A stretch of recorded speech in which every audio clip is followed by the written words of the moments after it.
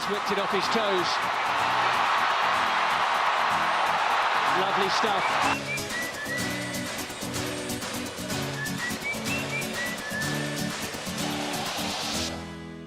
Brésil 2014, une époque de football qui ne sera peut-être plus jamais égalée. Pour beaucoup, c'est l'une, voire la plus belle Coupe du Monde de l'histoire. Il y a tellement de choses à dire sur cette Coupe du Monde, tellement de matchs marquants, tellement de joueurs stratosphériques qui l'ont joué. Mais aujourd'hui, on va faire un focus sur l'équipe d'Algérie qui a elle aussi vécu l'un des plus grands moments de son histoire durant cette Coupe du Monde. La Coupe du Monde 2014 en Algérie, c'est quasiment synonyme de Vahid Haliloudjic qui nous a permis de vivre l'un des plus grands moments de l'histoire de notre équipe nationale. Chaque compétition internationale commence par la fameuse liste de l'entraîneur. On sait qu'en Algérie, les listes elles sont toujours très attendues. Et celle de 2014 de Vahid m'a fait rappeler énormément de souvenirs et pas mal de joueurs un petit peu oubliés, mais des joueurs qu'on voit aussi encore aujourd'hui en équipe nationale. On peut y retrouver Mbolhi, notre portier légendaire, un gars comme Mahrez qui n'était pas du tout le Mahrez d'aujourd'hui et qui n'avait pas le même statut en sélection. D'ailleurs, il a joué un seul match à cette Coupe du Monde. Slimani, toujours notre buteur légendaire, meilleur buteur de l'histoire de la sélection. Bouguera, Majid Bouguera qui nous a permis de gagner la Coupe arabe en tant qu'entraîneur. Raimi, Fegouli qui a aussi fait son retour très récemment en sélection et j'en passe. Mais pas mal de joueurs qui nous auront marqué, en tout cas qui auront marqué mon enfance avec l'équipe d'Algérie. Une liste avec pas mal de beaux noms, mais on va pas se mentir, ça a rien à voir avec l'effectif qu'on a aujourd'hui en termes d'individualité, mais ça les a pas empêchés de faire quand même une très belle Coupe du Monde et on verra dans cette vidéo. Premier match de Coupe du Monde contre la Belgique de Eden Hazard, la Belgique de Kevin De Bruyne. Une équipe donc très compliquée à jouer, l'Algérie n'est clairement pas favorite durant ce match-là. Vahid décide de mettre en place un 4-3-3 avec Riyad Mahrez titulaire qui jouera d'ailleurs son seul match de Coupe du Monde. C'est d'ailleurs aujourd'hui ses seules minutes en Coupe du Monde qu'il aura eu durant ce match-là et qu'il aura même pas joué en totalité. Je vais vous mettre le 11 de départ de l'Algérie, vous allez voir qu'il y a une sacrée différence entre l'Algérie et la Belgique. Côté belge, le 11 est juste effrayant, il n'y a rien à dire. Tu retrouves De Bruyne,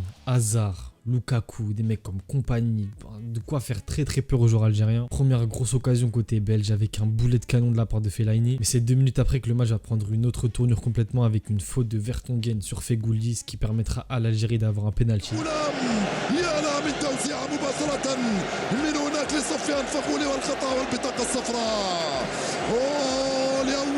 في تاريخ نهائيات كأس العالم حكام المباريات يحتسبون ضربة جزاء للجزائر.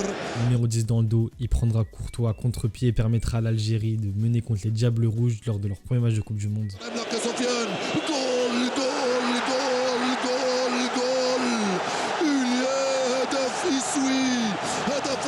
Malheureusement, le match commence bien côté algérien. Pourtant, ça sera le seul tir cadré du match pour nos Fennecs. Ils vont passer un match très pénible sous la pression des Belges qui ont presque 70% de possession. Les Diables Rouges ont tiré 17 fois pour 8 tirs cadrés et donc 2 buts, ce qui leur permettra de s'imposer 2-1 face aux Fennecs. Après une défaite logique au vu de la physionomie du match contre les Belges, c'est au tour de la Corée du Sud d'affronter l'Algérie. C'est simple, si les Algériens veulent passer en 8e de finale, ils doivent gagner ce match. Il n'y a pas d'autre option. D'ailleurs, les Coréens viennent juste de sortir d'un match nul contre la Russie, ce qui donc fait pointer l'Algérie en bon dernier du groupe avant que le match se joue. Au niveau des compositions d'équipe, c'est sensiblement la même chose côté algérien, juste on peut noter la titularisation de Brahimi. Côté coréen, on peut noter la présence de Young Min-son qui occupera la pointe de l'attaque. Le match a du mal à s'emballer, on devra attendre la 26e minute pour que Slimani ouvre enfin la marque et fasse sa célébration mythique, je pense que vous la connaissez tous. Slimani, ele botou na frente, tem a chance do gol.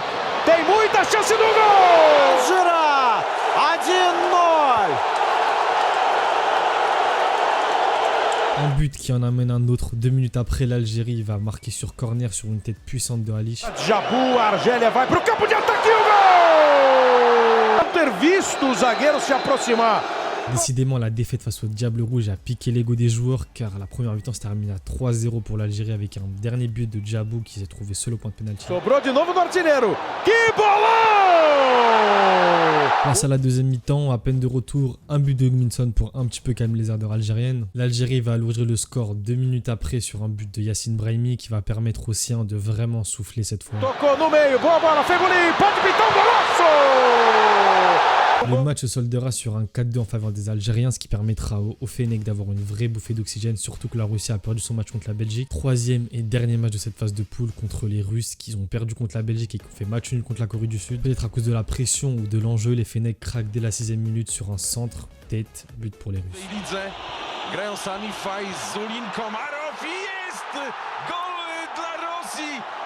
Ce match sera très disputé des deux côtés, mais c'est à la 60e minute que sur un centre de Yacine Brahimi, il va venir déposer un ballon sur le dégradé au sécateur de Slimani qui va mettre une tête surpuissante dans les cages et qui va permettre à l'Algérie d'égaliser.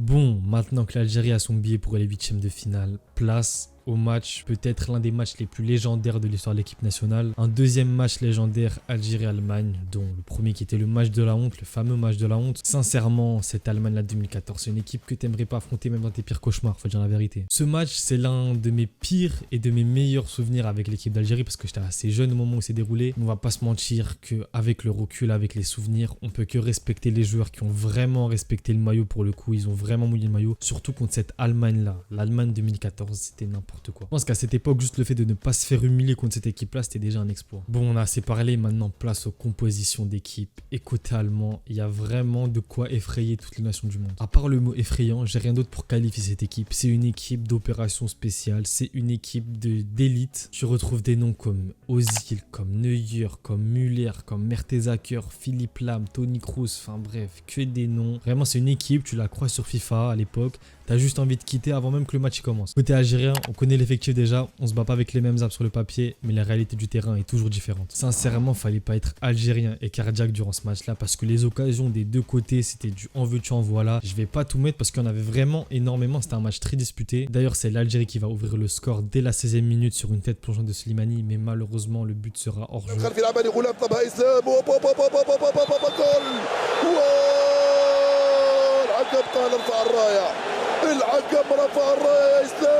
Je m'en souviens d'ailleurs, il y a pas mal d'Algériens qui crient au scandale par rapport à ce but-là, mais avec le recul et les images, tu vois qu'il est vraiment hors jeu, Slimani. Les actions continuent de pleuvoir de tous les côtés, côté algérien, côté allemand, en dehors de la surface, dans la surface. Enfin, c'était un match vraiment très plaisant à voir, je pense, si tu étais juste fan de football. D'autant plus que Neuer a totalement révolutionné le poste de gardien de but ce soir-là parce qu'il jouait gardien de but, défenseur central et même des fois numéro 6.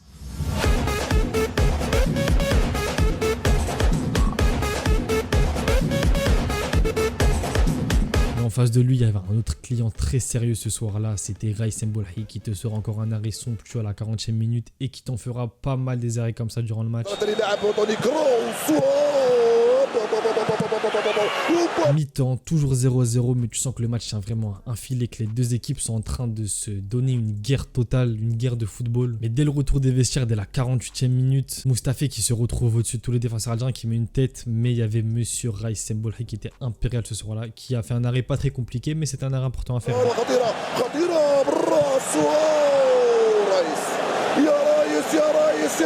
Encore une fois, les actions s'enchaînent. Ce match-là, vraiment, il mérite une vidéo à lui tout seul. Mais à la 80e, une action qui aurait pu faire basculer totalement le match. C'est Müller qui l'a, bam, crochet, extérieur du pied. Malheureusement, il tire à côté. Enfin, malheureusement, heureusement qu'il tire à côté.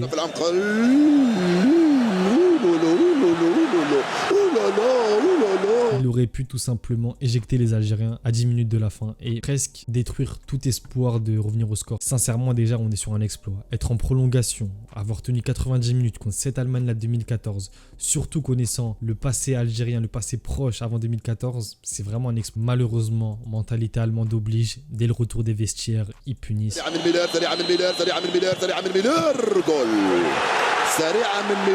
Ils ouvrent le score dès la première minute des prolongations. Vraiment, ils ont mentalité allemande. Ils n'ont pas laissé le temps aux Algériens de respirer ou même de rêver au quart de finale. Ce but-là viendra climatiser les Algériens. Moi, le premier, je m'en souviens très bien de ce but-là. Il nous a vraiment refait asseoir dans notre canapé et voilà, tirer une sale tête. Encore une fois, mentalité allemande oblige. Ils viennent détruire tout espoir algérien à la 119e minute. De quoi vraiment te mettre le coup de massue dans la nuque directement, même pas dans le dos.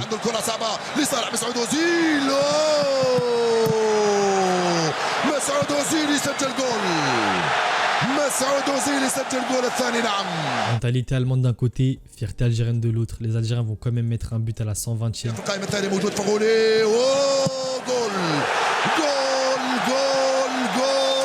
Histoire de garder l'honneur quand même, c'est le but de l'honneur. Et sincèrement, c'est un but qui méritait après le match qu'ils ont sorti contre cette équipe. Encore une fois, c'est ça que je veux bien dire, c'est cette équipe allemande de 2014. Malgré la défaite, aucun Algérien ne peut être vraiment déçu. Peut-être un peu déçu du fait de ne pas avoir gagné, mais ils ne peuvent pas être déçus de l'équipe ce soir-là parce qu'ils ont réalisé une performance exceptionnelle. Et c'est un résultat historique, un match historique, un exploit face aux futurs champions du monde. Et d'ailleurs, ce match-là qui représente vraiment l'épopée 2014 algérienne, c'est pas la Corée du Sud, c'est pas la Belgique, c'est pas la Russie. C'est d'ailleurs ce fameux match qui qui a créé l'une des phrases les plus connues sortant de la bouche d'un Algérien, avec le fameux « On a failli battre l'Allemagne en 2014 ». Et c'est ce match-là qui rend cette Coupe du Monde si spéciale et si historique pour les Algériens, parce qu'on aura vécu un moment d'histoire et ça date d'il n'y a pas si longtemps, ça fait 10 ans. Et sincèrement, encore une fois, malgré la défaite, malgré le goût amer de pas connaître l'odeur des quarts de finale, la prestation et le respect que les joueurs ont eu pour le maillot ce soir-là, c'était magique. En tout cas, ils ont respecté le maillot vert. Et on espère revivre des moments comme ça en Coupe du Monde avec l'Algérie. Si ce n'est pas le fait en 2022, on espère que ça se fera en 2026.